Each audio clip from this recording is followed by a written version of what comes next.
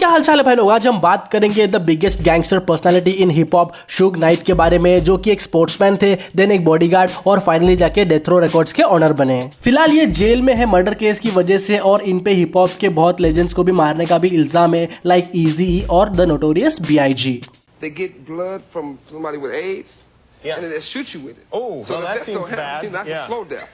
Yeah. An easy thing, you know what I mean? Yeah. और Tupac पे जब गोली चली थी तो यही थे उनके साथ कार में, और काफी एलिगेशंस लगे थे इन पे कि इन्होंने ही गोली चलवाई थी टूपाक पे, बट ऐसा कभी प्रूव नहीं हुआ। और शुग और टूपाक की बॉन्डिंग एकदम भाइयों जैसी थी। Like Tupac, who, if you listen to every song on All Eyes on Me, every song on Machiavelli, every time he do an interview, what's the first thing he say? Death Row. ये hip hop history का एक important part है, और अपने बहुत सारे भाइयों ने कमेंट करके बोला था कि शुग नाइट की स्टोरी बनाओ। तो भाई लोग, अगर आप अपने चैनल पे नए हो तो बता दूं मैं आपको कि अपना जो चैनल है वो एक हिप हॉप हब है। आर्टिस्ट की बायोग्राफी से लेके हिप हॉप से रिलेटेड हर एक कंटेंट के ऊपर हम वीडियो बनाते हैं। Tupac, triple X Tentacion, Juice WRLD, Wiz Khalifa वगैरह की भी बायोग्राफी हमने बनाई है, तो उन सब वीडियो की लिंक मैं डिस्क्रिप्शन में डाल दूंगा। सो गाइस, चैनल को सब्सक्राइब करना मत भूलना, और कमेंट सेक्शन में बताना कि आपको कौन सा आर्टिस्ट की बायोग्राफी चाहिए। और अपना जो वीडियो है वो 3 सेक्शन में डिवाइड होगा। पहले तो शुग नाइट की पूरी बायोग्राफी होगी, देन कुछ इंटरनेशनल हिप हॉप के अपडेट्स दूंगा, और लास्ट में एक अंडरग्राउंड आर्टिस्ट को शाउट आउट दूंगा। बहुत सारे भाई लोग की शाउट आउट रिक्वेस्ट आ रही है, तो जल्दी जल्दी मैं वीडियो डालूंगा ताकि सब लोग को शाउट आउट मिले। आज एक एक्सक्लूसिव शाउट आउट है अपने भाई जिसका नाम है नीतीश, जो है चंडीगढ़ से। आप लोगों का टेस्ट अगर इंटरनेशनल म्यूजिक में है, जैसे कि ट्रिपल एक्स टेंटेशन और जूस वर्ल्ड, तो इस बंदे को जरूर सुनना। बहुत ही डोप गाने हैं इनके। नया गाना आ चुका है जिसका नाम है चेंजेस, और जाके आप लोग जरूर सुनना। तो भाई लोग, चैनल का इंट्रो करते हैं रोल, और शुरू करते हैं हम शुग नाइट की बायोग्राफी।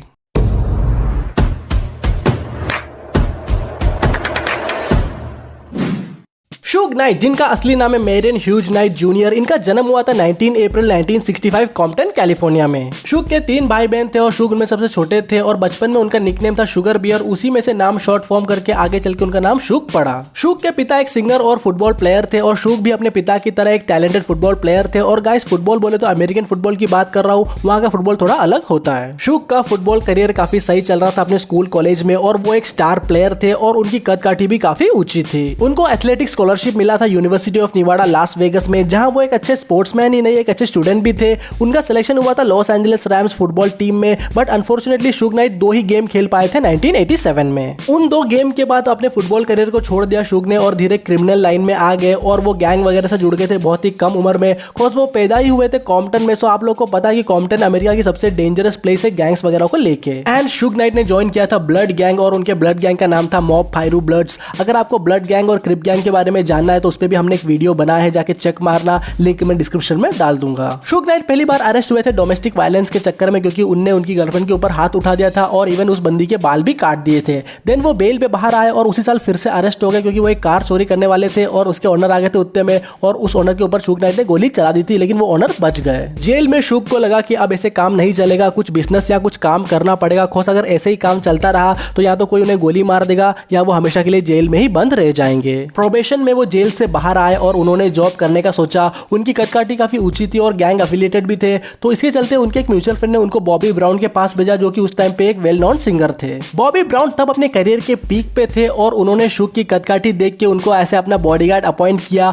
बॉबी ब्राउन को एक बार कुछ बंदे मारने आए थे किसी रिकॉर्ड राइट्स के चलते हुए, तो बॉबी ब्राउन को पीछे किया शुग नाइट ने, और शुग नाइट खुद आगे गए उन बंदों के पास, और शुग का इतना खौफ था, उन्हें सिर्फ बात किया उन बंदों से, और कुछ देर बाद वो बंदे वहां से भाग गए। शुग नाइट ने तब क्या बोला ये बात सिर्फ उन बंदों को पता है, और शुग नाइट को पता है। बॉबी ब्राउन ये देख के हैरान रह गए, और इस तरह से बॉबी ब्राउन की अच्छी दोस्ती हो गई शुग नाइट से। बॉडीगार्ड के साथ साथ वो बॉबी ब्राउन के इवेंट प्रमोटर भी बन गए। बॉबी ब्राउन के करीब आने के बाद शुग नाइट को पता चला कि म्यूजिक इंडस्ट्री में बहुत ज्यादा पैसा है, और वो इस बिजनेस में आना चाहते थे। और वो 20-22 साल की उम्र में ही उन्होंने एक पब्लिशिंग कंपनी चालू कर दी थी, और इतना कुछ खास चल नहीं रहा था, बस नाम का था वो। और उनकी पब्लिशिंग कंपनी के एक क्लाइंट थे मैरियो जॉनसन, जिन्होंने आइस आइस बेबी, जो कि वैनिला आइस का सॉन्ग है, उसमें कुछ लाइंस लिखे थे और कुछ लिरिक्स लिखे थे। और मैरियो जॉनसन ने को कभी ये पे नहीं किया था वैनिला आइस ने, तो मैरियो जॉनसन ने ये बात जाके शुग नाइट को बताया, और शुग नाइट ने वैनिला आइस को घेरे में लिया, और वहां पहुंचने लगे जहां जहां वैनिला आइस थे, लाइक रेस्टोरेंट, होटल वगैरह में।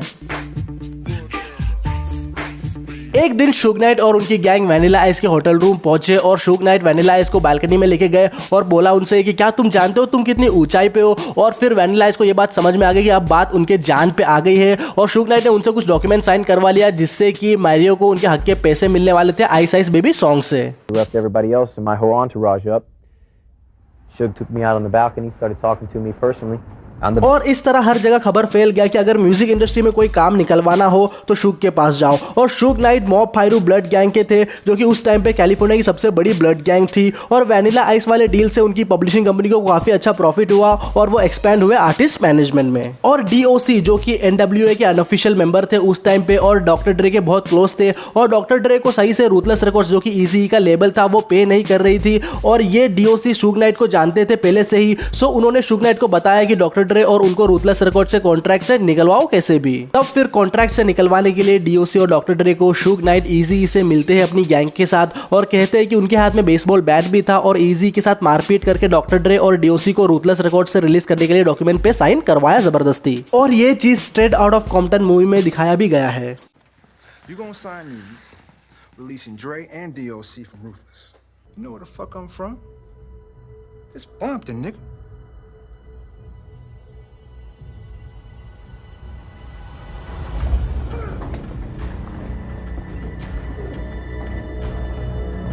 मीनवाइल शुग नाइट के चर्चे म्यूजिक इंडस्ट्री के बाहर भी हो रहे थे और एक वेल नोन गैंगस्टर और drug dealer Michael Harris AKA Harry O, जो कि उस टाइम पे जेल में थे, उन्होंने शुग को बुलाया और बोला कि मुझे मेरे पैसे म्यूजिक बिजनेस में लगाना है इससे पहले कि वो पैसे गवर्नमेंट जब्त कर ले। सो इस तरह खड़े पे शुग नाइट के पास एक बहुत बड़ा अमाउंट आया, कोर्स आपको पता है कि ड्रग डीलिंग वगैरह में कितना ज्यादा पैसा है। तो DOC और डॉक्टर ड्रे को रूथलेस रिकॉर्ड्स से रिलीज करने के बाद शुग नाइट ने अपनी पब्लिशिंग कंपनी को रिकॉर्ड लेबल में बदला और उसका नाम था डेथ रो रिकॉर्ड्स। और डॉक्टर ड्रे को ऐसे पार्टनर साइन किया डेथ रो रिकॉर्ड्स में और डॉक्टर ड्रे की एल्बम द क्रॉनिक निकाला जो कि सुपर हिट साबित हुआ और सेल्स काफी सही हो रही थी। और आने वाले टाइम पे स्नूप ने भी ज्वाइन किया था डेथ रो रिकॉर्ड्स और उनका एल्बम डॉगी स्टाइल भी प्लैटिनम पे पहुंचा। और स्नूप डॉग की बायोग्राफी हमने कवर किया है, तो चेक मारना और आपको समझ में आएगा स्नूप डॉग डेथ रो तक कैसे पहुंचे। आने वाले टाइम में शुग पे और भी केसेस लगे। शुग और उनके बंदे तो गैंगस्टर्स तो थे ही, बट ये था कि उनके पास बहुत ज्यादा पैसा आ गया था और रोज स्टूडियो में किसी ना किसी को मारते थे और लड़ाई वगैरह होती थी और डॉक्टर ड्रे इन सबसे परेशान हो गए थे। उस टाइम पे east coast versus west coast भी चल रहा था, उस पे भी हमने एक वीडियो बनाया है,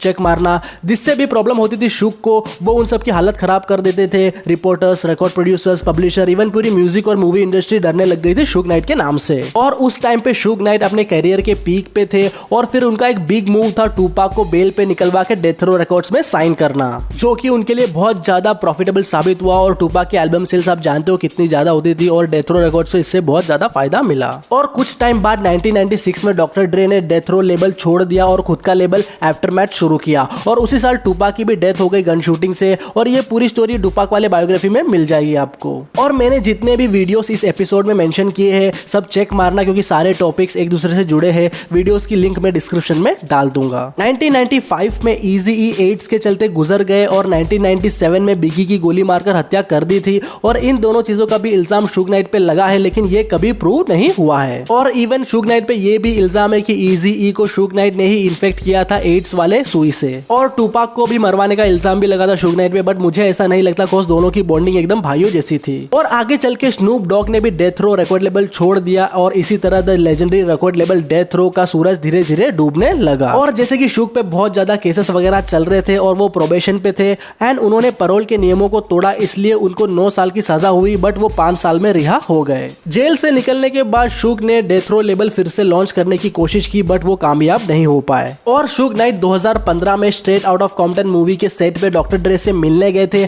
वहां कुछ क्रू मेंबर से उनकी बहस हो गई और शुग नाइट ने एक बंदे के ऊपर गाड़ी चला दी, जैसा कि आप सीसीटीवी फुटेज में देख पा रहे हो। एंड इसके चलते शुग नाइट को मर्डर केस में 28 साल की सजा हुई, यानी अब शुग नाइट की बाकी लाइफ जेल में ही बीतेगी। अगर वो अपनी पावर और एनर्जी को पॉजिटिवली यूज करते तो उनसे बड़ा किंग मेकर कोई और नहीं होता हिप हॉप में। तो इसी तरह डेथ रो लेबल के CEO शुग नाइट की कहानी यही खत्म होती है। तो जल्दी से मैं आपको कुछ हिप हॉप के अपडेट्स दे देता हूँ। लिल पंप ने रिसेंटली अपना नेल वर्क करवाया है, जिससे हिप हॉप कम्युनिटी से उनको काफी ज्यादा हेट मिल रहा है, उनको ट्रोल कर रहे हैं। ए बुगी विद द हुडी का जो एल्बम है वो डबल प्लैटिनम हो चुका है और फेमस डेक्स रिसेंटली अरेस्ट हुए हैं इलीगल गन रखने के चलते। तो अब बारी है शाउट आउट की। तो आज का शाउट आउट जाता है नीतीश भाई को। जैसे कि मैंने बताया था शुरू में, बहुत ही डोप आर्टिस्ट है and I am addicted to his music. और इनके नए गाने की लिंक मैं कमेंट सेक्शन में पिन कर दूंगा, आप लोग जाके चेक मारना। और शाउट आउट के लिए मुझसे इंस्टाग्राम पे जरूर जुड़ना। तो मिलते हैं अपन अगली वीडियो में, तब तक अपना ख्याल रखना, अपने फैमिली का ख्याल रखना और नीतीश भाई का ये नया वाला गाना चेंजेस लूप पे सुनना। Bye, take care.